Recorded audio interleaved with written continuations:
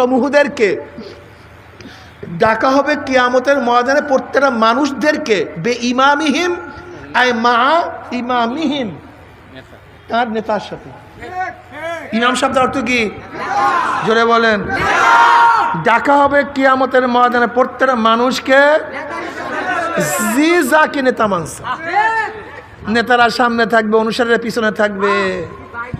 তোমার নেতা নামাজ পড়ে না, রোজা রাখে না, পর্দা করে না, মদ পান করে, সুদ খায়, ঘুষ খায়, দাড়ি কাটে, বেপর্দা চলে, ইসলামের দুশ্মনী করে।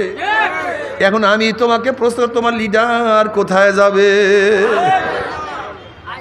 আল্লাহ মাফ করে দেন না।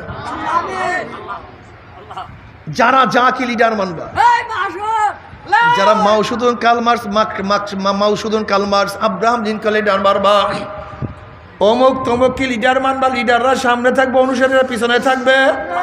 লিডাররা যেখানে যাবে অনুসারীরা সেখানে চলিয়া যাবে।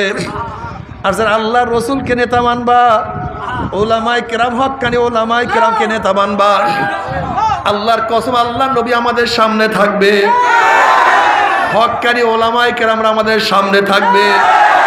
তারা যেখানে যাবে আমরাও সেখানে চলে যাবে ইনশাআল্লাহ। নারায়ে তাকবীর।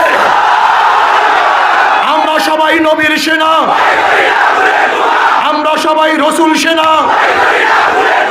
আমার নেতা তোমার নেতা, আমার নেতা তোমার নেতা। দেখছেন ওই যারা দাঁড়ায় আছে এরা কিন্তু হাত তুলে স্লোগান দেয় না। ওই যে দাঁড়ায় রয়েছে হাত তুলে শোনেন, আবারও সবাই হাত বান্ধিয়া না, দুই উঁচা করিয়া স্লোগান দেন, আমার নেতা তোমার নেতা, আমরা সবাই নবীর সেনা, আমরা সবাই রসুল সেনা। নারায়ে তাকবীর, নারায়ে তাকবীর। ইসলামের দুশ্মনেরা কেমন লাগে কোন? বসেন। এই স্লোগান দেবা, আমরা সবাই নবীর সেনা। এটা যুবকরা বসাবেন ইনশাআল্লাহ।